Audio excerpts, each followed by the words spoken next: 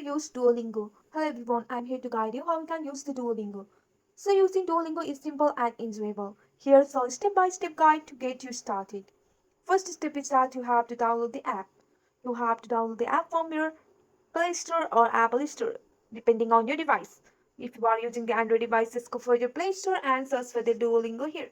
Once you have searched for the Duolingo, you have to install the Duolingo, which is known as language lesson. Just tap on the install option and install and you have to install this app on your device. Once the installation has been successfully completed, you have to open up your Duolingo app here. Once you have opened up your Duolingo app, if you have already an account, just go for the I already have an account. If you don't have, you have to create a new account. Just go for the get started. And here you have to follow the on-screen instruction on your Duolingo. Just go for the continue option.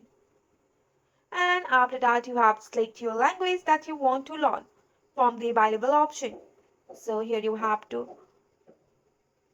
go and select your language and just tap on the continue option again. And the Duolingo will ask you to set your daily goals here. Also, you can see that how did you hear about Duolingo? You can go and select your platform and tap on the continue option. So how much this language do you know? So here you can go for the basic conversation. If you want, you have to follow from you have to choose from this list. Just tap on the continue option again. So here you can see that you can set your goals too. Duolingo will ask you to set your daily goals here, like casual, regular, or intense, which helps you to stay motivated. Just go and choose here. Just tap on that and go for the continue option and again tap on the continue option and follow all the on-screen instructions here. After all, you will begin with the first lesson. So the app uses a gamified approach including vocabulary, grammar, listening and speaking. So here you can see that and go for the continue option. So here in your Duolingo you have to practice daily even it is for a few minutes. And here you can see that you have to tap on the continue option.